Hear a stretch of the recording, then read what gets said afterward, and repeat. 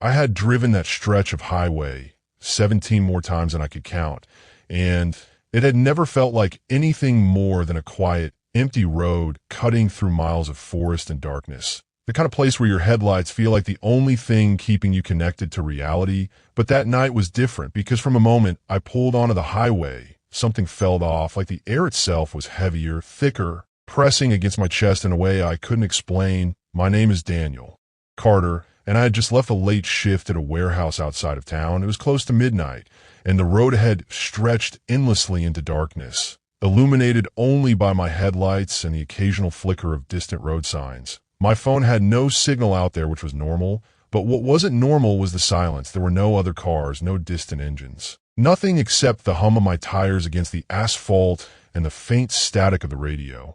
And that's when I glanced into my rearview mirror, expecting to see nothing but darkness. But instead, I saw headlights far back behind me, barely visible, but definitely there.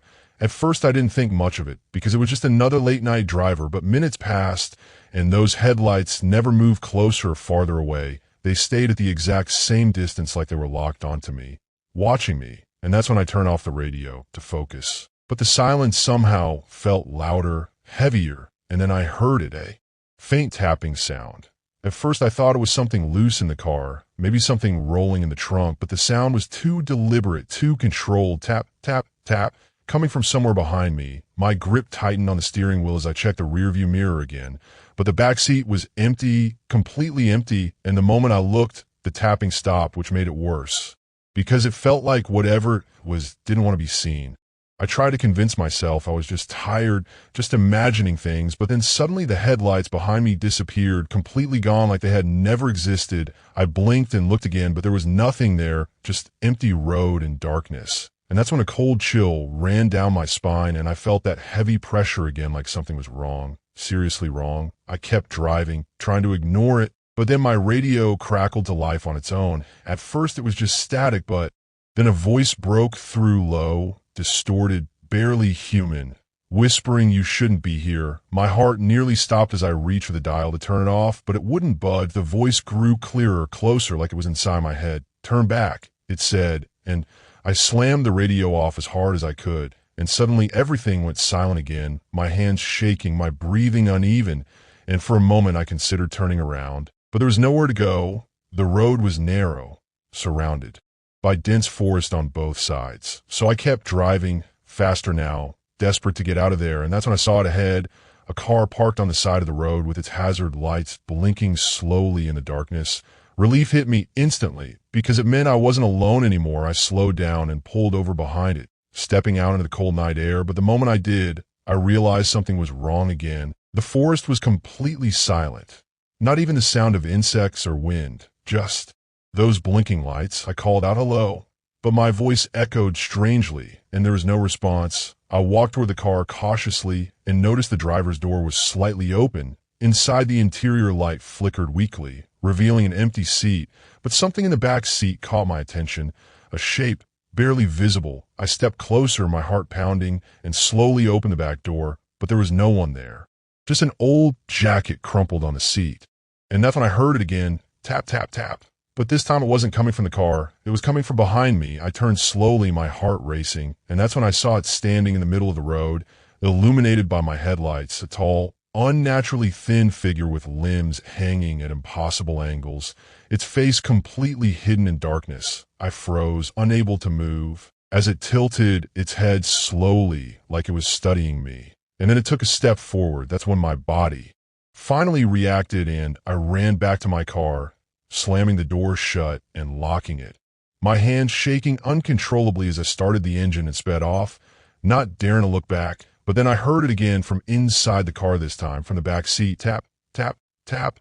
My blood ran cold as I slowly glanced into the rearview mirror. At first there was nothing, just darkness, but then I saw movement, a shape sitting in the back seat, its head tilted exactly like the figure on the road. I screamed and nearly lost control of the car, my hands trembling as I tried to focus on driving. The radio crackled again, and the same voice whispered, "You didn't listen." I reached back blindly, trying to hit whatever was there, but my hand passed through nothing, and when I looked again, the seat was empty, but the tapping didn't stop. It grew louder, faster, until suddenly it stopped completely. I didn't slow down. I drove until I reached the edge of town where the streetlights finally appeared. I pulled over, breathing heavily, trying to calm myself down. And that's when I noticed something on the passenger seat, a phone, not mine. The screen lit up slowly and a message appeared. "I'm still here." I panicked and threw the phone out of the window before speeding off again. I thought it was over once I reached home. I locked every door, every window, tried to convince myself I was safe, but that night as I lay in bed staring into the darkness, I heard it one last time, right behind me, close enough to feel it tap, tap, tap, and a whisper so quiet yet so clear it froze my blood. "I told you, I'm still here."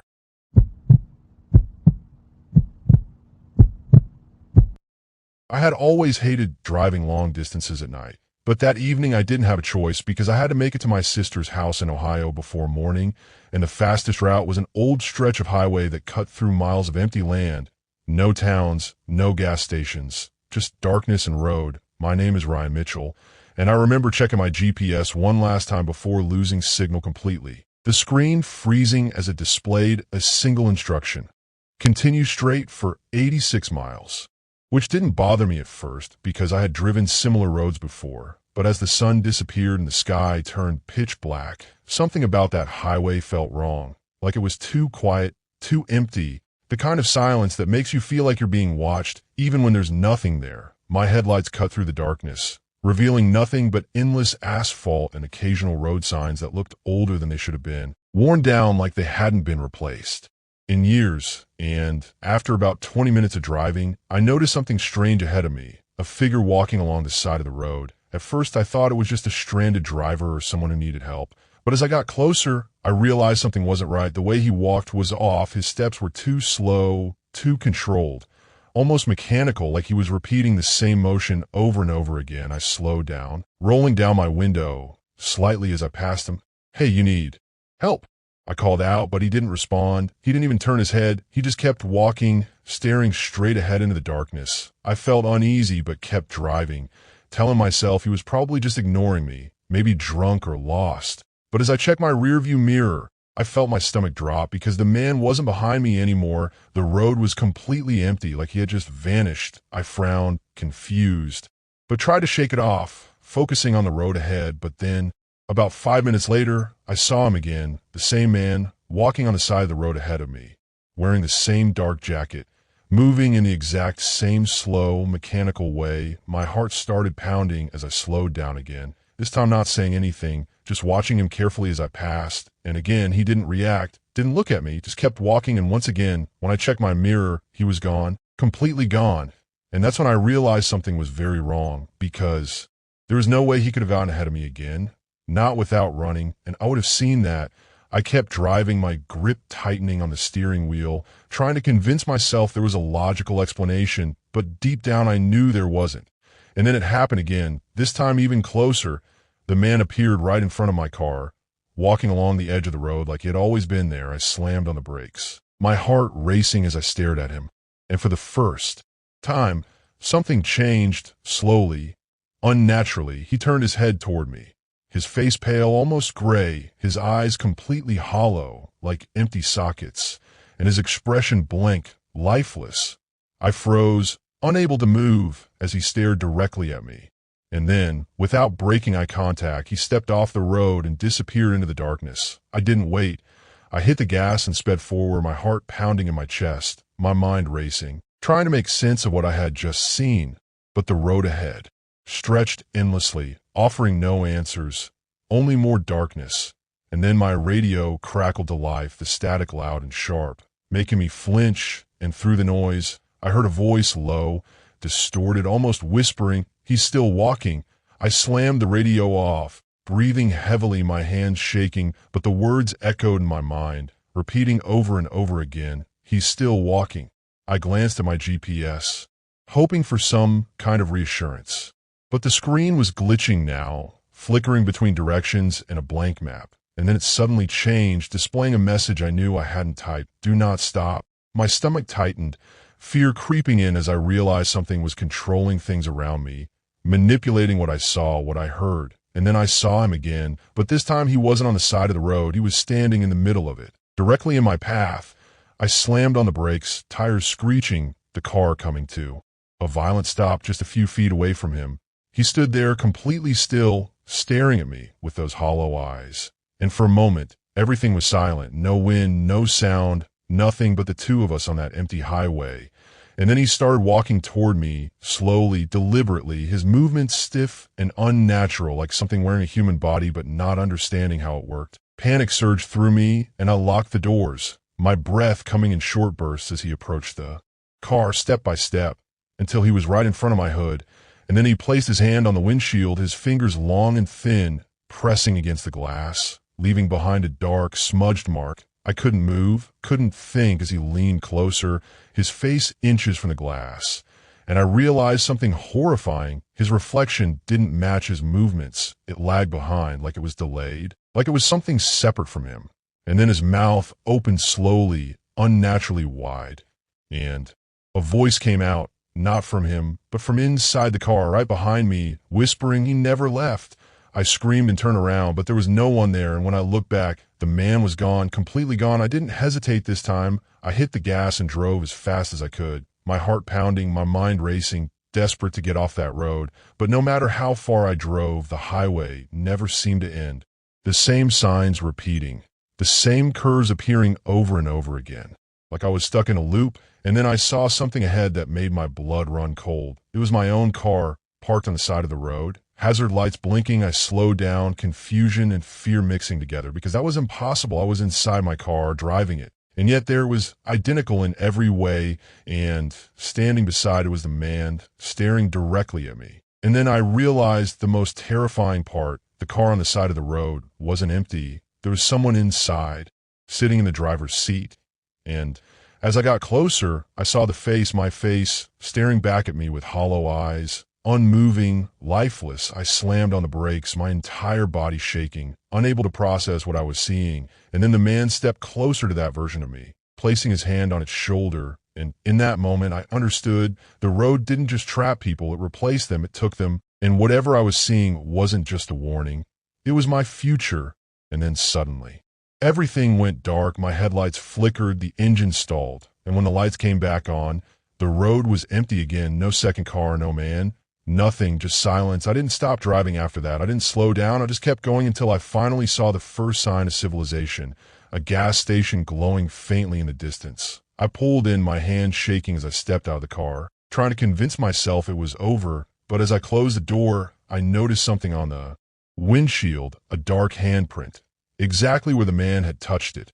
And underneath it, written in faint, smeared letters, were the words that made my blood freeze. Still walking.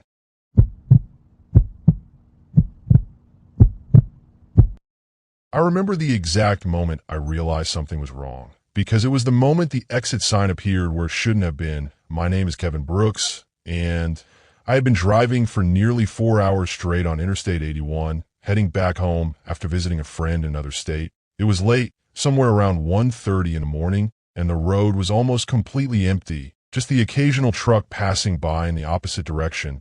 My eyes were heavy, my body exhausted, and I was just waiting for the next exit so I could stop, grab a coffee, maybe stretch for a bit. That's when I saw it, a green highway sign illuminated by my headlights, reading Exit 47, Rest Area 1 mile, which felt like a blessing because I didn't remember there being a rest stop anywhere near this stretch of road, but I didn't question it. I just focused on getting there. The idea of stopping, even for a few minutes, felt like relief. So I kept driving, watching the road carefully. But as the mile passed, something strange happened. There was no exit, no ramp, nothing, just more highway stretching into darkness. I frowned, confused, thinking maybe I had missed it somehow. But that didn't make sense because I had been paying attention. And then a few seconds later, I saw the same sign again, Exit 47. Rest Area 1 mile. My stomach tightened slightly as I slowed down, trying to process what I was seeing. It had to be a coincidence. Maybe there were two signs. Maybe I was just tired. But then it happened again. Another mile passed. And once again, no exit, just the same empty road. And then the sign appeared again, identical in every way. Exit 47. Rest Area 1 mile. That's when the unease started to turn into something else. Something heavier, colder, like a realization I didn't want to accept. I glanced at my GPS, hoping for some clarity, but the screen was frozen, stuck on the same stretch of road with no movement. No updates, just a blinking that didn't move no matter how far I drove. My grip tightened on the steering wheel as I looked back at the road, and that's when I noticed something else. There were no other cars anymore, not even distant headlights. Nothing, just me and the endless highway. The air inside the car felt different, colder somehow, like the temperature had dropped without me noticing, and then the radio turned on by itself. Static filling the car, sharp and loud, making me flinch. I reached to turn it off, but before I could, a voice came through, faint and distorted. "Take the exit." I froze, my heart pounding. The voice didn't sound human. It sounded wrong, like it was layered, multiple voices speaking at once. I slammed the radio off, my breathing uneven, but the silence that followed felt even worse, heavier, pressing against my ears. And then, as if on cue, the sign appeared again. Exit 47. Rest area 1 mile. But this time, something had changed underneath the words, barely visible. Were new letters scratched or painted on? I couldn't tell, but they read, "Don't miss it." A chill ran down my spine as I slowed down even more, my instincts telling me to ignore it, to keep driving, but at the same time, I felt a strange pull, like something was guiding me, pushing me toward that exit. And then finally, after what felt like hours of repetition, I saw it, the exit ramp, appearing suddenly on the right side of the road, narrow and poorly lit, almost hidden in the darkness. I hesitated for a moment, my mind screaming at me not to take it, but my body moved anyway, my hands turning the wheel as I guided the car onto the ramp.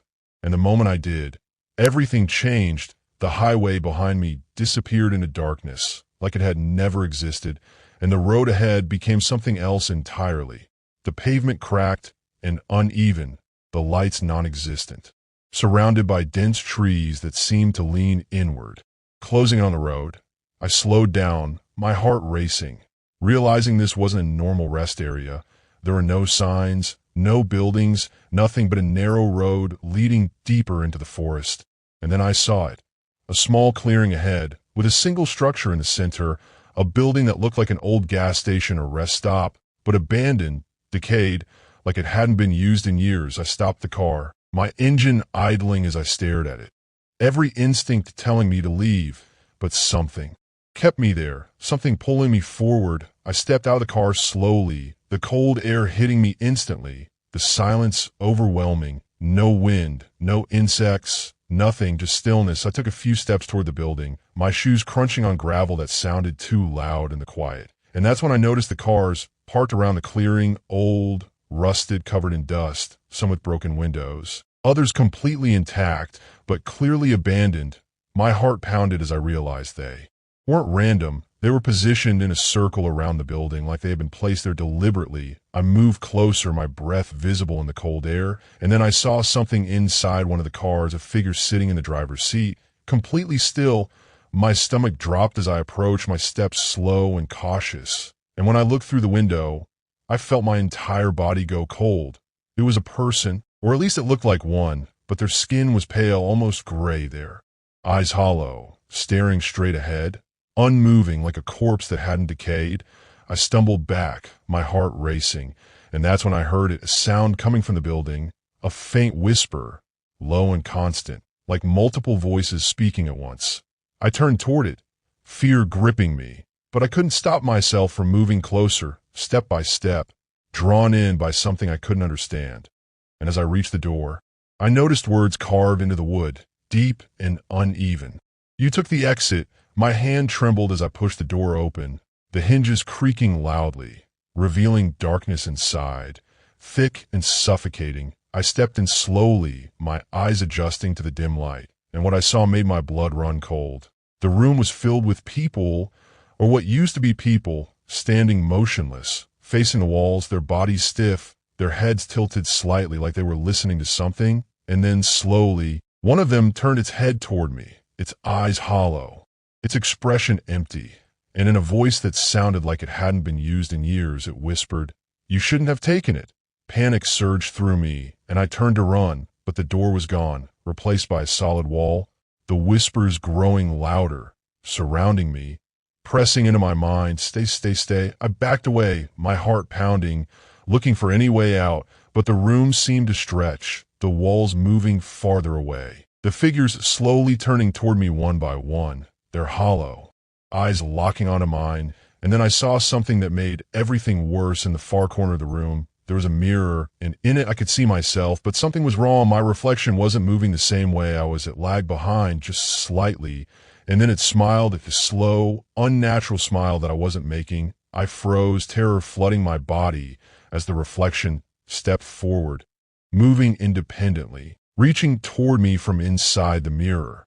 And that's when the whispers became deafening, filling my head, my ears, my thoughts. "You belong here now," I screamed, stumbling backward, and suddenly everything went black. When I woke up, I was back in my car, parked on the side of the highway, the normal highway, the exit gone, the road empty like nothing had happened. I sat there, breathing heavily, trying to convince myself it was just a dream, just exhaustion messing with my mind.